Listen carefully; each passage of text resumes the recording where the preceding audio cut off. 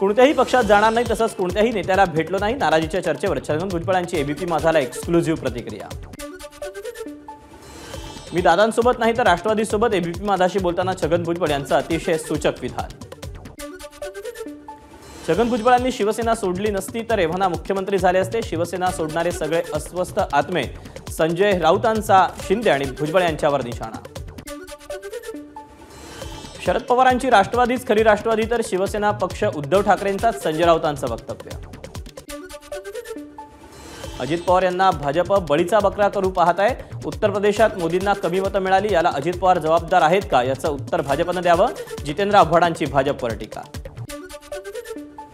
छगन भुजबळ यांची मागील काही दिवसांपासून गळचेपी सुरू, मनुस्मृतीबाबत त्यांनी लगेच भूमिका घेतली होती, त्यांना घुसमटल्यासारखं वाटतंय हे नक्की, जितेंद्र आव्हाडांची भुजबळांच्या नाराजीवर प्रतिक्रिया। रोहित पवारांची भाजपमध्ये जाण्याची इच्छा होती, त्यांनी भाजपमधून निवडणूक लढवायचं ठरवलं होतं, सुनील तटकरेंचा गौप्यस्फोट। लोकसभा निवडणुकीत मराठवाड्यात मराठा आंदोलनाचा परिणाम झाला, राष्ट्रवादीचे अजित पवार गटाचे प्रदेशाध्यक्ष सुनील तटकरेंची माहिती। महायुतीनं विधानसभा निवडणुकीत रिपाईला 10 जागा द्याव्यात, केंद्रीय मंत्री रामदास आठवलेंची मागणी। विधान परिषदेसाठी 11 जागांसाठी निवडणुकीची घोषणा, 12 जुलैला मतदान आणि त्याच दिवशी मतमोजणी। रिक्षा टॅक्सी चालकांना ग्रॅच्युटी देण्याचा मानस, ग्रॅच्युटीसाठी वर्षाला 300 रुपये भरावे लागणार, मुख्यमंत्री शिंदेंची घोषणा।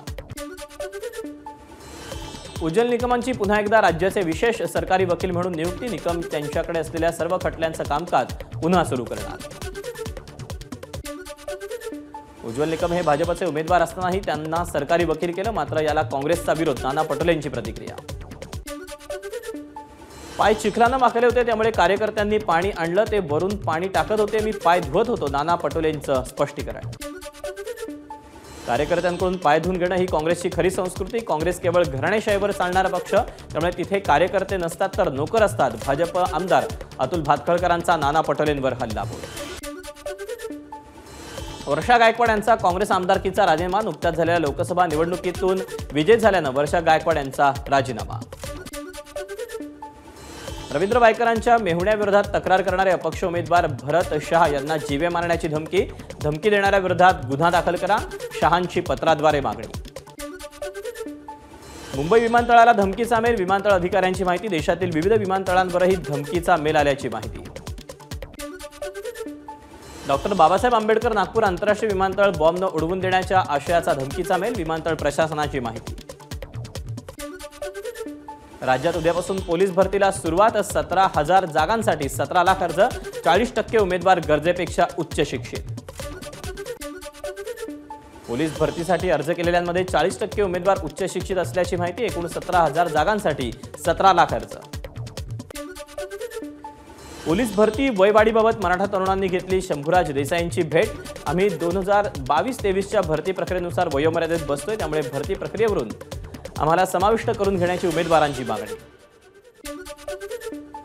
एकीकडे नागपूर गोवा शक्तीपीठ महामार्गाला 12 जिल्ह्यातील शेतकऱ्यांचा विरोध, तर दुसरीकडे यवतमाळ जिल्ह्यातील शेतकऱ्यांचं शक्तीपीठ महामार्गाला समर्थन। शक्तीपीठ महामार्गाच्या विरोधात धाराशिव जिल्ह्यातील शेतकरी आक्रमक, जिल्हाधिकारी कार्यालयासमोर शेतकऱ्यांचं धरणं आंदोलन। शक्तीपीठ महामार्गाला पश्चिम महाराष्ट्रासह मराठवाड्यातील शेतकऱ्यांचा विरोध, नांदेड जिल्हाधिकारी कार्यालयासमोर शेतकऱ्यांचं धरणं आंदोलन। शक्तीपीठ महामार्ग विरोधी संघर्ष कृती समितीचं जिल्हाधिकारी अमोल येडगेंना निवेदन, यावेळी पालकमंत्री हसन मुश्रीफ यांचीही उपस्थिती।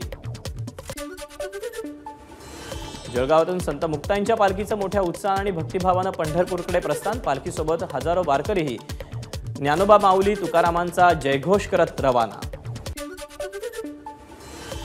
वाशिमच्या मालेगाव रिसोड तालुक्यामध्ये वादळी वाऱ्यासह जोरदार पाऊस, आज झालेल्या पावसामुळे शेतीला फायदा होणार। भंडाऱ्यात मध्यम स्वरूपाच्या पावसाची हजेरी, मोहाडी लाखांदूर लाखनी तालुक्यात पावसाच्या सरी, पावसामुळे वातावरणात गारवा। 4 दिवसाच्या विश्रांतीनंतर छत्रपती संभाजीनगरच्या सोयगाव तालुक्यात मुसळधार पाऊस, पेरणीयोग्य पाऊस झाल्यानं शेतकऱ्यांमध्ये आनंदाचं वातावरण।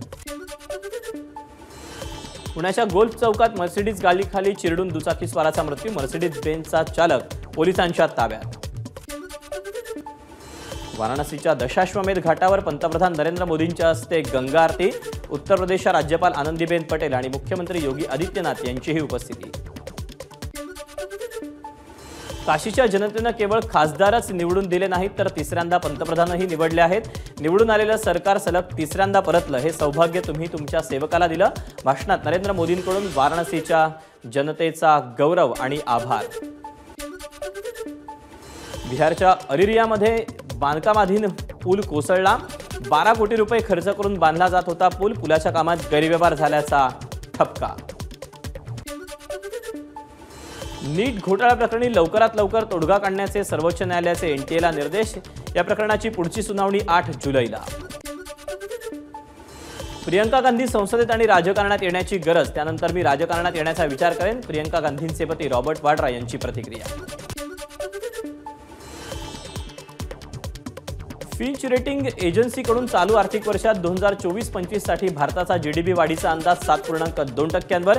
एजन्सीजनं ग्राहक खर्चात सुधारणा आणि गुंतवणुकीतील वाढीचा हवाला देत भारताच्या जीडीपीचा अंदाज वाढवला।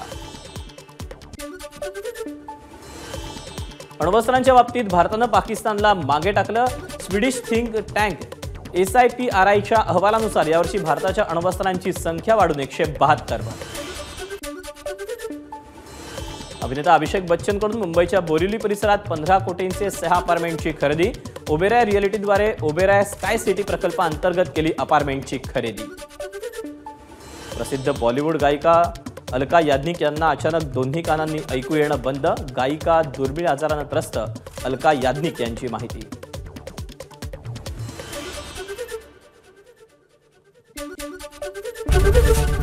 एबीपी माझा, उघडा डोळे बघा नीट।